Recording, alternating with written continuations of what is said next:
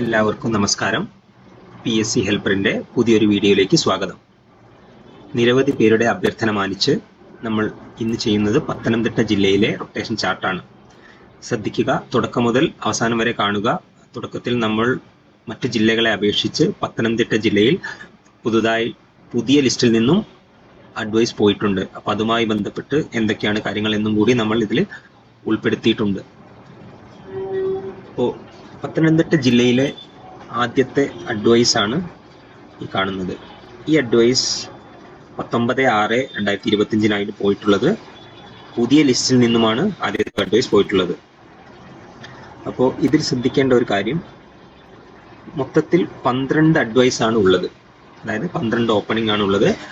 അതിൽ എല്ലാം പോയിരിക്കുന്നത് ഡിഫറൻ്റ്ലി ഏബിൾഡ് ആണ്. കാരണം മൊത്തത്തിൽ 12 അതിൽ കൂടുതലോ അഡ്വൈസുകൾ പെൻഡിങ് ഉണ്ട് ഡിഫറൻ്റ്ലി DA കാറ്റഗറിക്ക്. അപ്പോൾ അതുമായി ബന്ധപ്പെട്ട് DA കാറ്റഗറിയിൽ നിന്നുമാണ് ഈ 12 പോവേണ്ടത്.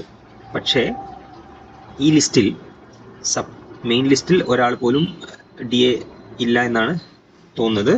സപ്ലി ലിസ്റ്റിൽ ആകെയുള്ളത് 8 പേരാണ്. എല്ലാ DA കാറ്റഗറിയും കൂടി ഉൾപ്പെട്ടാൽ പോലും മൊത്തത്തിൽ 8 പേരേ ഉള്ളൂ. ആ 8 പേർക്കും ഈ അഡ്വൈസിൽ നിന്നും അഡ്വൈസ് പോയിട്ടുണ്ട്. നോക്കിയാൽ മനസ്സിലാവും. DA അൺഫിൽഡ് ആയിട്ടുള്ള 8 ഉണ്ടായിരുന്നു. ആ 8 ഇവിടെ നിന്ന് പോയിട്ടുണ്ട്. നമുക്ക് അതായത് കണ്ടില്ലേ, DA L1 സപ്ലി 1, സപ്ലി LD LV MD ഇതെല്ലാം മൊത്തത്തിൽ 8 ആണ് പോയിട്ടുള്ളത്. 8 കഴിഞ്ഞപ്പോഴേക്കും സപ്ലിയിൽ വേറെ ആരും DA കാറ്റഗറിയിൽ ഇല്ല. അതുകൊണ്ട് തന്നെ പുതിയ അഡ്വൈസുകൾ വരുന്നത് മുഴുവനായിട്ടും മറ്റു ഓപ്പൺ കാറ്റഗറിയിലും അതുമാതിരിയുള്ള ബാക്കിയുള്ള റിസർവേഷൻ കാറ്റഗറിയിലുമായിരിക്കും.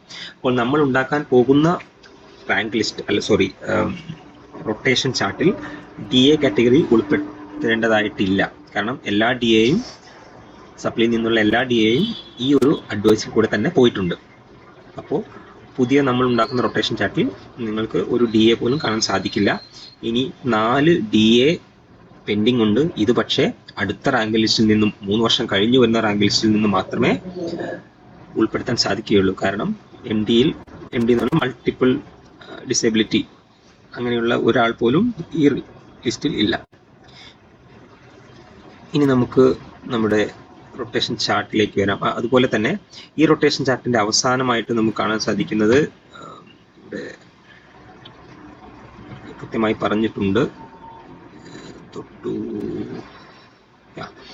അതായത് കഴിഞ്ഞ റാങ്ക് ലിസ്റ്റിൽ അവസാനമായി പോയിട്ടുള്ളത് 45 OC ആണ്. അതുകൊണ്ട് തന്നെ നമ്മൾ പുതിയ റാങ്ക് ലിസ്റ്റിൽ 46 റൊട്ടേഷൻ സ്റ്റാർട്ട് ചെയ്യുക. ആ ടേൺ 46ാമത്തെ ടേൺ ആണ് സ്റ്റാർട്ട് ചെയ്യുക. 46ാമത്തെ ടേൺ മുസ്ലിമാണ്.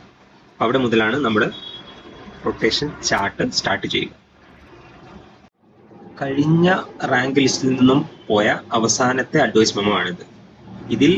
ഇത് പോയിരിക്കുന്നത് 27/5/2025 അപ്പോൾ ഇത് ഇയാൾ 45 OC ക്കാണ് പോയിട്ടുള്ളത്. അതുപോലെ തന്നെ ഇവിടെ പരിശോധിക്കുകയാണ്, ഇതാണ് അവസാനമായുള്ള സ്റ്റാറ്റസ്. കഴിഞ്ഞ റാങ്ക് ലിസ്റ്റിൽ ഓപ്പൺ കാറ്റഗറിയിൽ നിന്ന് 123 പേരും റിസർവേഷൻ കാറ്റഗറിയിൽ നിന്ന് 122 പേരും NJD ആയിട്ടുള്ള വന്നിട്ടുള്ള 5ഉം DA കാറ്റഗറിയിൽ മൊത്തത്തിൽ 8ഉം അടക്കം 258 പേർക്കാണ് പത്തനംതിട്ട ജില്ലയിൽ കഴിഞ്ഞ 3 വർഷത്തിലെ റാങ്ക് ലിസ്റ്റിൽ നിന്നും അഡ്വൈസ് പോയിട്ടുള്ളത്. അതുപോലെ പെൻഡിങ് ആയിട്ടുള്ള ഒരു EBT ഒരു TPO ഉണ്ട്, ഒരു ST TPO ഉണ്ട്. ബാക്കി 8 NCA ആണ് SCയിലേക്കുള്ളത്. ഇതാണ് കഴിഞ്ഞ ലിസ്റ്റിൻ്റെ അവസാനത്തെ സ്റ്റാറ്റസ്. ഇനി നമുക്ക് നേരിട്ട് നമ്മുടെ റൊട്ടേഷൻ ചാർട്ടിലേക്ക് വരാം. അപ്പോൾ ഞാൻ പറഞ്ഞതുപോലെ ഇതിൽ ഒരു DA കാറ്റഗറി നിങ്ങൾക്ക് കാണാൻ സാധിക്കില്ല. മെയിൻ ലിസ്റ്റിൽ നിന്നും സപ്ലി ലിസ്റ്റിൽ നിന്നും മറ്റുള്ള കാറ്റഗറിയിൽ നിന്ന് മാത്രമേ നിങ്ങൾക്കത് കാണാൻ സാധിക്കുകയുള്ളൂ. കാരണം DAയിൽ ഇനി ഒരാളും നമ്മുടെ ലിസ്റ്റിൽ ഇല്ല. എല്ലാവർക്കും അഡ്വൈസ് പോയി കഴിഞ്ഞു. ഞാൻ നേരത്തെ പറഞ്ഞതുപോലെ 46 മുസ്ലിമാണ് ഒന്നാമത്തെ റൊട്ടേഷൻ വരുന്നത്. ഇനി ഈ റൊട്ടേഷനിലെ ആദ്യത്തെ കോളത്തിൽ കാണുന്നതാണ് റാങ്ക്. റൊട്ടേഷൻ ചാർട്ടിനെ ബേസ് ചെയ്തുകൊണ്ടുള്ള റാങ്കാണ് ഈ കാണിക്കുന്നത്. ഏത് റൊട്ടേഷൻ പ്രകാരമാണ് അത് വന്നിരിക്കുന്നത് എന്നുള്ളതും മൂന്നാമത്തെ കോളത്തിൽ അത് മെയിൻ ലിസ്റ്റിൽ നിന്നാണോ സപ്ലിയിൽ നിന്നാണോ ഈ റൊട്ടേഷൻ വന്നിരിക്കുന്നത്, മെയിൻ ലിസ്റ്റിൽ നിന്നാണോ സപ്ലിയിൽ നിന്നാണോ ഇയാൾ ഈ റൊട്ടേഷനിൽ വന്നിരിക്കുന്നത് എന്നുള്ളതാണ്. ഉദാഹരണത്തിന് 15ാമത്തെ റാങ്ക് വന്നിരിക്കുന്നത് HN, അത് ഹിന്ദു നാടാറാണ്. ഹിന്ദു നാടാർ മെയിൻ ലിസ്റ്റിൽ ആളില്ലാത്തതിനാൽ അത് സപ്ലി ലിസ്റ്റിൽ നിന്നുള്ള ഒന്നാമത്തെ ആൾക്കാണ് അഡ്വൈസ് പോകാൻ സാധ്യതയുള്ളത്. ഇതിൽ മൊത്തത്തിലുള്ള ഈ റൊട്ടേഷൻ ചാർട്ടിൽ മാറ്റങ്ങൾ വരാൻ സാധ്യതയുണ്ട്. ഇതൊരു പ്രൊവിഷണൽ റൊട്ടേഷൻ ചാർട്ടാണ്. ഇതിൽ മാറ്റം വരാൻ സാധ്യതയുള്ളത് ആ TPOകൾ നമ്മൾ ഉൾപ്പെടുത്തിയിട്ടില്ല. TPOകൾ വരുമ്പോൾ അതിലൊരു മാറ്റം വരാൻ സാധ്യതയുണ്ട്. അതുപോലെ ഇതിൽ ഒരു 50% ഓപ്പൺ കാറ്റഗറി നിർബന്ധമായി എല്ലാ റൊട്ടേഷനും വരേണ്ടതുണ്ട്, ഒരു അഡ്വൈസിൽ വരേണ്ടതുണ്ട്. ഉദാഹരണത്തിന് 9 ആള് ഒരു അഡ്വൈസ് വരുമ്പോൾ അതിൽ 5 പേർ ഓപ്പൺ കാറ്റഗറിയിൽ നിന്നായിരിക്കും.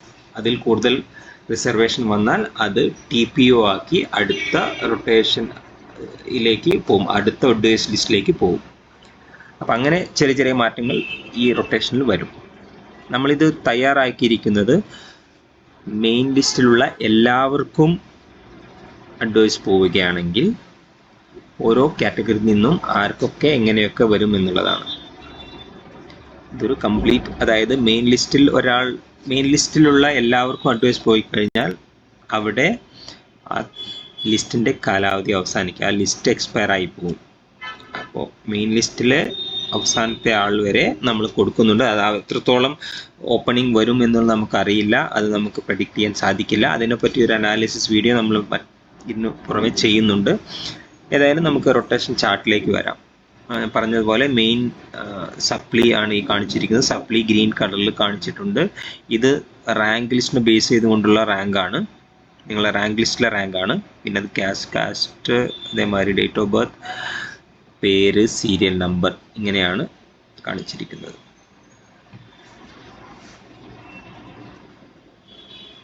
ഇനി നമുക്ക് ഓരോ റൊട്ടേഷനിലും ആർക്കൊക്കെ എങ്ങനെയൊക്കെ എന്നുള്ളത് നിങ്ങൾക്ക് ഓരോരുത്തരുടെയും റാങ്ക് നിങ്ങൾക്ക് പരിശോധിക്കാവുന്നതാണ്. ഇതൊരു കമ്പ്യൂട്ടർ ജനറേറ്റഡ് റൊട്ടേഷൻ ചാർട്ടാണ്. അപ്പോൾ ഇതിലെന്തെങ്കിലും സംശയങ്ങളുണ്ടെങ്കിൽ നിങ്ങൾക്ക് കമൻറ്റ് വഴി ചോദിക്കാവുന്നതാണ്. തീർച്ചയായും നിങ്ങൾ ഈ ചാനൽ സബ്സ്ക്രൈബ് ചെയ്യുക, മാക്സിമം ഷെയർ ചെയ്യുക. സംശയങ്ങളുണ്ടെങ്കിൽ കമൻറ്റ് ബോക്സിലൂടെ അറിയിക്കുക.